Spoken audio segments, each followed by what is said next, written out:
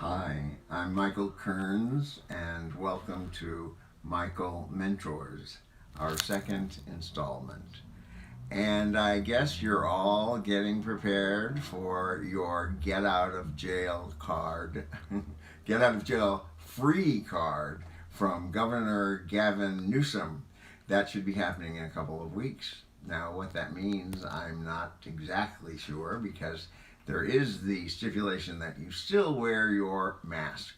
That could change, of course, because we know that these rules and laws are very changeable, it seems. And I've been thinking about this, thinking about it because I've been working much of COVID. I've been working with dozens and dozens of people who have been in prison. And I suppose it's not the best analogy for us to suggest that it felt like we were in prison when we were in our homes with all the luxuries that exist, when there are people who really are in prison and they have no luxuries.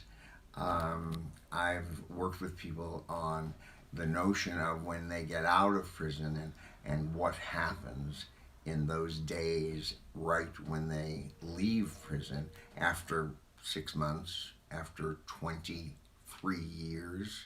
And what happens is not pretty. What happens is often most often, they return almost immediately to the life they were living when they went in prison. There's been no rehabilitation. There's been no study. There's been no books. There have been no classes. Nothing other than more criminality that occurs within the walls of the prison, if you will. And so, what would one do when you're put out onto the street? You have no family, you have no friends. In some cases, you don't know. One man, Gordon, he didn't know how to use a phone. He didn't know the modern technology that existed because he'd been in for 23 years. And so he's out there. What's he to do? So of course, I would drink and use drugs if I was out there under those circumstances. They often go back literally to the place where they were when they went in and begin the same behavior. So this is very interesting. We, however, when we were in our quarantine, our lockdown, as it were, we had an opportunity to learn something. We had tools at our disposal to take us down roads we hadn't been down. Maybe we listened more. Maybe we began to garden. Maybe we had more family time. Maybe we did some art project. People are now making fun of these things. But I think that people really did make some significant moves in their lives, some emotional moves, some spiritual moves. And I think that what we realized, ironically, is that we put ourselves in some jails. And I think that those jails were jails we had to break out of, whether those are the jails of workaholism, jails of self-obsession, jails about money, jails of self-image, jails of what other people think of us. You know, it goes on and on and on, this list. Only you know what your particular jail is. And how do you break out of that jail?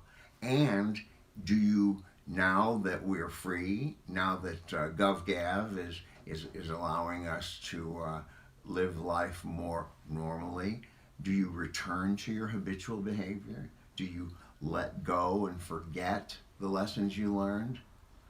We have lived through two plagues, AIDS and COVID.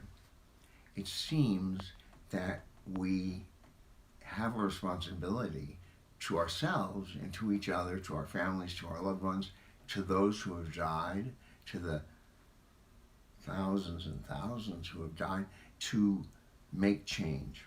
Whether that's the environment, whether that's our own households, it seems like we are the ones who are here to make change.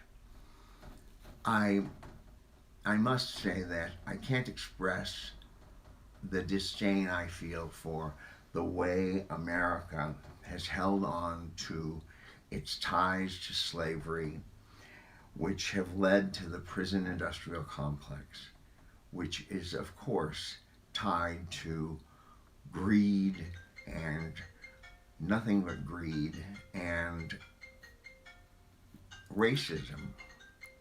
My brother was released from prison 8 months ago, and it again had that ironic situation. He was released after 23 years, and he has dementia. So he was released into a COVID world after 23 years with dementia.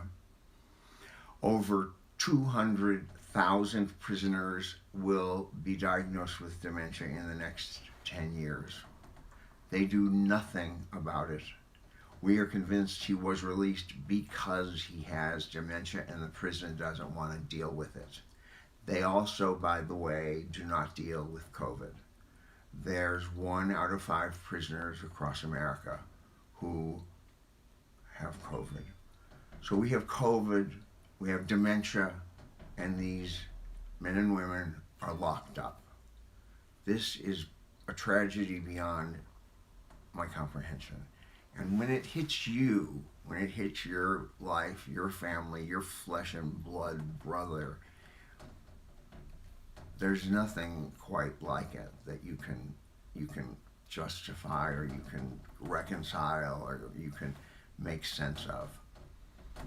But I hope that this makes you think as it makes me think, and I hope that the entire thought process about what prison is something that you'll consider.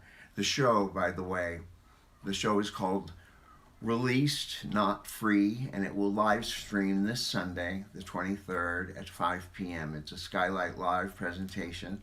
Go to skylighttheater.org. The keyword is Skylight Live. Thank you so much for tuning in.